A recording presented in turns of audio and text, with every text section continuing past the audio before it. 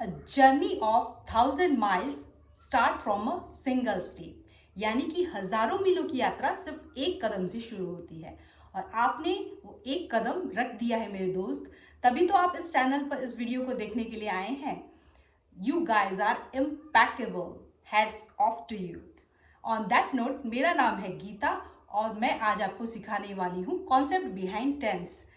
इस टॉपिक को लेने का मेरा एक कारण ये है कि मुझे बहुत सारे कमेंट ये आए हैं कि मैडम, जब हम बुक रीडिंग करते हैं तो हमें ये समझ में नहीं आता है कि कौन से जो सेंटेंसेस है किस टेंस से बने हुए हैं और हमारा टेंस का जो कॉन्सेप्ट है अभी भी क्लियर नहीं हुआ है। तो गाइस, इस चीज़ को क्लियर करने के लिए मैं इस वीडियो को लेकर आई हूँ और इस वीडियो में टेंस का मैं आज इंट्रोडक्शन दूंगी और उसमें हम बिल्कुल अच्छे से पूरे बेसिक कॉन्सेप्ट्स को क्लियर करेंगे। उसके बाद ही हम नेक्स्ट टॉपिक की तरफ जाएंगे।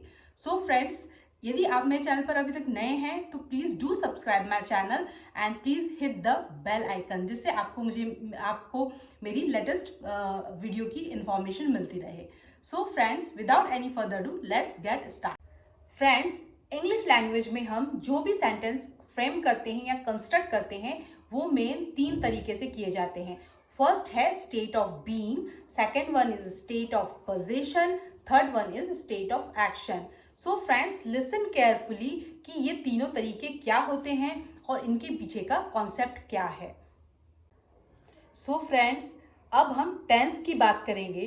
टेंस की बात जब हम करते हैं तो हमने स्कूल टाइम में जो हमारे वो 12 टेंस पढ़े हुए हैं, उसके सारे जो 12 रूल हैं, 12 रूल्स हैं, वो हमारे माइंड में आ जाते हैं। उस पर हमने एक चीज़ बहुत नोटिस करी होगी जो कि है is, am, are, was, were, has, have, had, will, shall. ये सब उसमें यूज होता है। हम डिफरेंट टेंस में इन सबको चेंज करते हैं।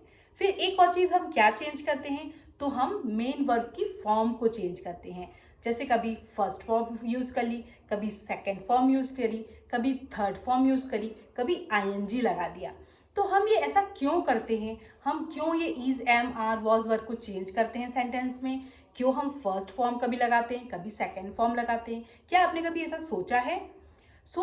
यदि सोचा है और यदि आपको उसका कॉन्सेप्ट पता है तो बहुत अच्छी बात है, और यदि नहीं पता है तो सबसे पहले इस कॉन्सेप्ट को क्लियर करना है, क्योंकि हम ये रूल्स तो रट लेंगे लेकिन थोड़े समय बाद फिर भूल जाएंगे या फिर वो जैसा हो जाएगा, रटने जैसी बात हो जाएगी। तो हमें रटना नहीं, जो चीज़ हम समझते हैं वो बहुत समय के लिए हमारे माइंड में स्टोर होके सेव होके रहती है और हम उससे दूसरे सेंटेंस भी इजीली कंस्ट्रक्ट कर पाते हैं।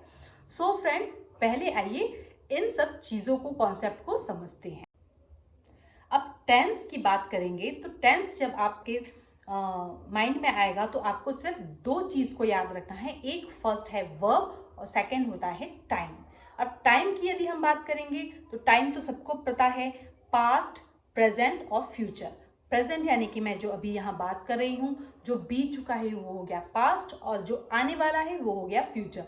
तो टाइम तो हमें सब पता ही है, हम टाइम को थोड़े समय बाद में अच्छे से और भी डिटेल में डिस्क्राइब करेंगे। अभी हम पकड़ते हैं वर्ब को। अब वर्ब क्या होती है? वर्ब जो होती है, verbs are the action words. Verb जो होती है वो एक्शन वर्ड्स होती हैं, यानी कि क्रिया। क्रिया मतलब जो भी काम हम किसी पर्टिकुलर समय पर करते हैं, किसी निश्चित समय पर हम काम करते हैं, वो हो गया हमारा वर्ब। अब ये जो वर्ब होती है, ये क्रिया जो होती है वो कौन करता है? कौन करता है? मैं करती हूँ, आई, यू, दे वो करते हैं, वी हम सब करते हैं, he, she, it third person singular करता है। तो हम सब क्या हो गए? हम हो गए सब्जेक्ट। अब ये सब्जेक्ट कुछ काम करेगा, कुछ क्रिया करेगा, कुछ एक्शन करेगा और इसे ही कहते हैं एक्शन वर्ड्स। अब जो ये एक्शन होती है, जो सब्जेक्ट जो क्रिया करता है, वो 2 तरीके से करता है। फर्स्ट तरीका जो होता है वो होता है इंटरनल एक्शन और सेकंड होता है एक्सटर्नल एक्शन। इंटरनल एक्शन को ही हम कहते हैं स्टेटिव वर्ब और एक्सटर्नल एक्शन जो होती है वो होती है एक्शन वर्ड्स। इंटरनल एक्शन जो होती है वो होती है love, hate, dislike, like, disagree, believe. ये सब होती है अवस्थाएं। एक सब्जेक्ट की, एक इंसान की, एक मानव की ये अवस्थाएं होती है। वो कभी खुश होता है, कभी दुखी होता है, कभी किसी बात पर बिलीव करता है, किसी बात से सहमत होता है, कभी उसे गुस्सा आता है, कभी वो रोने लगता है। तो ये सारी हमारी अवस्थाएं होती है, और जो ये वर्ब होता है वो इन्हीं अवस्थाओं को डिस्क्राइब करता है, हमारी इन्हीं अवस्थाओं को वो बताता है। तो ये जो वर्ब होता है इसका एक फॉर्म होता है इंटरनल एक्शन को शो करना, हमारी उन सब्जेक्ट की स्टेट ऑफ बीइंग को बताना। अब सेकंड होता है एक्सटर्नल एक्शन। एक्सटर्नल एक्शन में हम क्या करते हैं? जंप, रीड, स्पीक, राइट और ड्राइव, ड्रिंक, स्पीक, ये सारे होते हैं एक्सटर्नल एक्शन। रन ना, भागना, दौड़ना, कूदना, खाना, पीना, ये सब हो गया एक्सटर्नल एक्शन जो कि हमें दिखता है ना। और इंटरनल एक्शन जो हमारी अवस्था होती है, मैं खुश हूँ, दुखी हूँ, रो रही हूँ, गुस्सा कर रही हूँ, ये सब हमारी इंटरनल एक्शन हुई। सो जो वर्ब होती है वो होती है दो क्रियाओं को शो करती है, एक होती है इंटरनल और एक होती है external action. So it is used to express the subject's state of being. Subject के स्टेट ऑफ बीइंग को वो एक्सप्रेस करती है कि सब्जेक्ट की क्या अवस्था है। अब सेकंड जो इंपॉर्टेंट चीज़ है वो है टेंस में हेल्पिंग वर्ब। हेल्पिंग वर्ब क्या होती है? हेल्पिंग वर्ब होती है is, am, are, was, were, has, have, ये जो भी आपको स्क्रीन में दिख रहा है वो सारी है हेल्पिंग वर्ब। अब ये हेल्पिंग वर्ब का टेंस में क्या काम है? जैसे कि हम हिंदी के सेंटेंस में मात्राएं चेंज करते हैं, ता, ते, ती लगाते हैं। जैसे वो खाना खाता था, मैं खाना खाऊंगी, या वो बाहर जाएगा, उसने ये काम कर लिया है, करूँगा, जाऊंगी, कर लिया था, आने वाले कल में करूँगी। ऐसे हम जैसे मात्राएं चेंज कर रहे हैं ना, वैसे ही सेम ये जो इज, एम, आर है वो टेंस में मेन वर्ब की मात्राएं चेंज करेंगे, इज, एम, आर को चेंज करेंगे। So helping verb is use to changing the main verbs mood, voice और टेंस। वो ये बताते हैं हेल्पिंग वर्ब कि टेंस कौन सी दशा में है, टेंस पास्ट का है, फ्यूचर का है या प्रेजेंट का है। अब एक और बहुत ही इंपॉर्टेंट बात है जिसे आपको अभी के अभी ऐसे ही याद करना है। जैसे कि प्रेजेंट की बात करेंगे तो आई के साथ हमेशा एम आएगा। I am, you are, we are, they are, he is, she is, it is, ये सारे प्रेजेंट के फॉर्म हैं हेल्पिंग वर्ब के। अब यदि हम पास्ट की बात करेंगे तो I was, you were, they were, we were, she was, he was, it was. इस तरीके से पूरे पास्ट की हेल्पिंग वर्ब की फॉर्म है। तो आप इसे इस तरीके से ही जब भी आप बोले तो कहें I am, we are, they are, I was, you were, इस तरीके से बोलेंगे तो वो आपके मुंह पे वो चीज़ अपने आप आने लग जाएगी। तो आपको और ज़्यादा इस पर स्ट्रगल नहीं करना पड़ेगा कि यू के साथ क्या आएगा, वी के साथ कौन सी हेल्पिंग वर्ब आएगी। तो इसे इसी तरीके से याद करें। स्टेट ऑफ बीइंग मतलब होता है कि सब्जेक्ट की क्या अवस्था है। एग्जाम्पल से समझते हैं। आई एम टायर्ड, मैं थकी हुई हूँ, मतलब मैं अभी थकी हुई हूँ। सब्जेक्ट मतलब मेरी ये अभी अवस्था है कि मैं प्रेजेंट में थकी हुई हूँ। अब मैंने एम को हटाकर वहाँ पर वॉज लगा दिया तो हो जाएगा आई वॉज टायर्ड, मतलब मैं थकी हुई थी। अब ये हो गई पास्ट की बात। द डॉग इज ब्राउन, कुत्ता कैसा है? भूरे कलर का है, ब्राउन कलर का है। यहाँ पर कुछ एक्शन हुआ क्या? विदाउट एक्शन सेंटेंस है ये। तो द डॉग इज ब्राउन, यहाँ पर डॉग किस कलर का है? ब्राउन कलर का है, और इसमें कुछ भी एक्शन नहीं हो रहा है सेंटेंस में। तो ये हुआ हमारा स्टेट ऑफ बीइंग, मतलब उस सब्जेक्ट की क्या अवस्था है। The Maya and Oliver are the fastest runner in the class. Maya और ओलिवर तेज धावक हैं क्लास के। आर, यहाँ पर हमने यूज किया है आर, यदि उसको हटा के मैंने वर लगा दिया तो ये पास्ट का सेंटेंस हो जाएगा। तो जैसे ही हम हिंदी में मात्राएं बदलते हैं वैसे ही हम इंग्लिश में हेल्पिंग वर्ब को चेंज करते हैं, जिससे हमें ये पता चलता है कि सेंटेंस पास्ट का है या प्रेजेंट का है या फ्यूचर का है। अब बात हुई स्टेट ऑफ पोजीशन की। स्टेट ऑफ पोजीशन मतलब होता है किसी के पास कोई चीज का होना। तो हम सेंटेंस देखते हैं, यदि प्रेजेंट की बात हुई तो हैज या हैव आएगा, यदि पास्ट की बात हुई तो मेन आपकी जो हेल्पिंग वर्ब हो जाएगी वो हैड हो जाएगी। तो एग्जांपल देखते हैं, आई हैव अ कार, मेरे पास एक कार है, मतलब इसमें कोई एक्शन नहीं हो रहा है सेंटेंस में, मेरे पास में कार है तो इसमें कुछ भी एक्शन नहीं है, ये विदाउट एक्शन सेंटेंस है। आई हैव 2 फ्रेंड्स, मेरे 2 दोस्त हैं, इसमें भी कुछ एक्शन नहीं है। अब यदि मैं हैव की जगह हैड लगा देती हूँ तो ये पूरा सेंटेंस बन जाएगा पास्ट का। आई हैड अ कार, मेरे पास एक कार थी। आई हैड 2 फ्रेंड्स, मेरे 2 दोस्त थे। तो ये सेंटेंस बन गया पास्ट का। तो ये हुआ स्टेट ऑफ पोजीशन, जहां पर भी कोई भी एक्शन वर्ब नहीं है।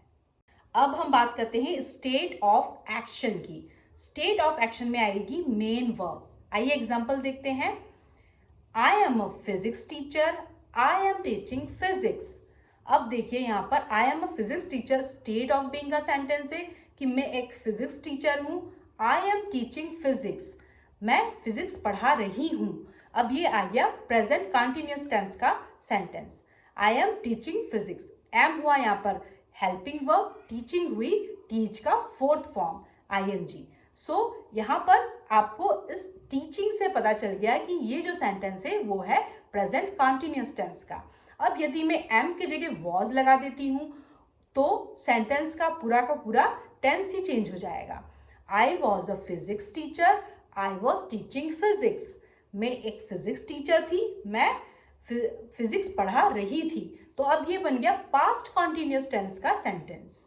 जैसे ही हमने वर्ब सेंटेंस में हेल्पिंग वर्ब चेंज कर दी तो सेंटेंस का पूरा जो है टेंस ही चेंज हो गया। एक और एग्जांपल देखते हैं स्टेट ऑफ पोजीशन का। I have a car, I have learned to drive, मेरे पास एक कार है, मैं ड्राइविंग सीख चुका हूँ। अब यहाँ पर हैव और लर्नड, यहाँ पर क्या हो गया, लर्न जो है वो वर्ब की 3rd फॉर्म आ गई, मैं कार ड्राइविंग सीख चुका हूँ। यदि मैंने हैव की जगह हैड कर दिया तो ये पास्ट में चला जाएगा sentence. I had learn driving, मतलब मैं ड्राइविंग सीख चुका हूँ। सो देखिए आप कैसे हम सेंटेंस में हेल्पिंग वर्ब को चेंज करते हैं, वर्ब की 3rd फॉर्म को चेंज कर दे या वर्ब की 2nd फॉर्म को चेंज कर दे तो पूरा का पूरा टेंस चेंज हो जाता है। सो ये सेंटेंस बन गया हमारा प्रेजेंट परफेक्ट टेंस का, जो आई हैव लर्नड कार। यदि मुझे इसे पास्ट परफेक्ट में बनाना है तो आई हैड लर्नड कार आ जाएगा, I had learn to drive आ जाएगा। सो ये कॉन्सेप्ट है पूरे टेंस का। अब हम देखेंगे कि जो ये टाइम स्पैन में कैसे टेंसेस चेंज होते हैं, इसके बहुत सारे एग्जाम्पल। आई होप वर्ब को मैंने अच्छे से डिस्क्राइब कर लिया है। अब टाइम की बात आती है। टाइम की बात जब हम करते हैं तो ये 3 भागों में डिवाइड होता है, प्रेजेंट, पास्ट और फ्यूचर। अभी की बात करेंगे तो प्रेजेंट की बात है, बीत गया है मतलब पास्ट, और आने वाला है मतलब फ्यूचर। अब इसमें एक कॉमन चीज है कि चाहे वो प्रेजेंट हो, पास्ट हो या फ्यूचर हो, तीनों में ही जो काम हो रहा है वो 4 तरीके से हो रहा है। और वो 4 तरीका है कि और इन चारों तरीकों को मिलाकर 12 टेंस बनते हैं। तो इन 12 टेंस में काम जो हो रहा है वो 4 तरीके से ही हो रहा है, ये कॉमन चीज है। आपने अब एक चार्ट में जो देखा होगा, इस चार्ट में आपको एक स्ट्रेट लाइन दिख रही है जिसमें दोनों साइड में एरो हैं, वो है हमारा इनडेफिनिट टेंस, यानी कि सिंपल प्रेजेंट टेंस या सिंपल पास्ट टेंस या फिर सिंपल फ्यूचर टेंस। इसे इनडेफिनिट टेंस इसलिए कहते हैं क्योंकि इसमें हमें ये पता नहीं है कि काम कब शुरू हुआ, और काम शुरू तो हुआ है लेकिन अब वो कब खत्म होगा, या किसी अनिश्चित काल के लिए काम हुआ है। सो इसीलिए हम इसे इनडेफिनिट कहते हैं, क्योंकि इसमें हमें समय का, टाइम का, क्रिया का कुछ पता नहीं होता है कि ये कब खत्म होगा। तो इसमें मेनली आते हैं कुछ साइंटिफिक फैक्ट्स, कुछ हैबिचुअल एक्शंस, कुछ हॉबी रिपीटेड एक्शंस, ये सारी चीज़ें आती हैं। तो सिंपल पास्ट टेंस की बात करते हैं तो यहाँ पर काम शुरू हुआ और कब तक चलेगा इसका हमें पता नहीं होता है। अब सेकंड जो तरीके की बात करते हैं वो है कंटिन्यूअस। कंटिन्यूअस मतलब इसमें देखेंगे कि एरो एक साइन वेव में जा रहा है और कहीं पास्ट में काम शुरू हुआ और वो अभी भी चल रहा है, इसीलिए हम उसे कहते हैं, नाम से उसका पता चलता है कि निरंतर, मतलब कंटिन्यूस, चल रहा है अभी भी काम, तो वो होगा प्रेजेंट कंटिन्यूस, पास्ट कंटिन्यूस या फ्यूचर कंटिन्यूस टेंस। अब थर्ड वे की बात करते हैं तो ये है perfect tense. Present perfect tense, past perfect tense और फ्यूचर परफेक्ट टेंस, यानी कि काम किसी समय पर स्टार्ट हुआ और अब ये काम कंप्लीट हो गया है अभी के अभी। यहाँ पर काम जो है वो कंप्लीटेड एक्शन बता रहा है, इसीलिए हम इसे परफेक्ट टेंस कहते हैं। अब फोर्थ तरीके की बात करेंगे तो वो है perfect continuous tense. Perfect continuous tense में आप देखेंगे कि एक डॉट है, मतलब काम कहीं से शुरू हुआ है और इस तरीके से साइन वेव जा रही है और वो एरो चल रहा है, मतलब किसी पर्टिकुलर पॉइंट पर काम स्टार्ट हुआ और फ्यूचर में जाकर वो किसी पर्टिकुलर टाइम पर कंप्लीट होगा। तो इसीलिए हम इसे, वहाँ पर भी काम कैसा हुआ है, कंप्लीटेड, चल रहा है अभी, लेकिन वो किसी पॉइंट पर जाकर कंप्लीट होगा, तो यहाँ पर इसीलिए वो आ गया परफेक्ट कंटिन्यूस टेंस। तो आइए इन सारे टेंस के एग्जाम्पल से हम अच्छे से समझते हैं कि किस तरीके से यहाँ पर हेल्पिंग वर्ब और मेन वर्ब चेंज होती है, और हेल्पिंग वर्ब और मेन वर्ब के जो चेंज होने से, उनके फॉर्म के, मेन वर्ब की फॉर्म के चेंज होने से किस तरह से टेंस में चेंज आता है, ये हम एग्जाम्पल से समझते हैं। तो हम एक ही टाइप का एग्जाम्पल लेंगे, एक सेंटेंस को हम डिफरेंट टेंस के फॉर्म में चेंज करें। एक सेंटेंस लेते हैं प्रेजेंट टेंस का। अब प्रेजेंट टेंस में हम चारों तरीके से देखेंगे। सेंटेंस है I play basketball every week, मतलब मैं प्रति हफ्ता बास्केटबॉल खेलता हूँ। ये एक रिपीटेड एक्शन है जिसमें कि ये कहा गया है कि वो बास्केटबॉल हर हफ्ते खेलता है। अब ये एक अनिश्चित, एक इनडेफिनेट टेंस का एग्जाम्पल है, जैसे कि सिंपल प्रेजेंट टेंस में काम शुरू हुआ और वो कब तक चलेगा पता नहीं है, एक अनिश्चित काल के लिए वो बास्केटबॉल खेलता है। तो I play basketball every week. अब यदि हमें इसे कंटिन्यूस टेंस में बनाना है तो आएगा हमारा कि I am playing basketball now, मतलब मैं अभी बास्केटबॉल खेल रहा हूँ। I am playing basketball now. अब यहाँ पर आपने देखा हेल्पिंग वर्ब चेंज हो गई है, यहाँ पर एम आया है। एम मतलब प्रेजेंट की बात कही है और प्लेइंग मतलब कंटिन्यूस की बात कही है। यहाँ पर जो है प्ले का फोर्थ फॉर्म ऑफ वर्ब है। तो I am playing basketball now, मतलब मैं अभी बास्केटबॉल खेल रहा हूँ। अब यदि हम इसे परफेक्ट प्रेजेंट परफेक्ट में बनाएंगे तो ये हो जाएगा I have just played basketball, मतलब मैं अभी अभी बास्केटबॉल खेल चुका हूँ, या मतलब मैंने अभी अभी बास्केटबॉल खेला है। तो आपने यहाँ पे देखो, आप यहाँ पर आपका जो है हेल्पिंग वर्ब जो है हैव आ गया है और यहाँ पर वर्ब की थर्ड फॉर्म आई है, प्ले का प्लेड हो गया है। तो ये प्रेजेंट परफेक्ट टेंस का एग्जाम्पल हुआ। अब यदि हम परफेक्ट कंटिन्यूस टेंस की बात करेंगे तो I have been playing basketball for 3 years, मतलब मैं 3 सालों से बास्केटबॉल खेल रहा हूँ।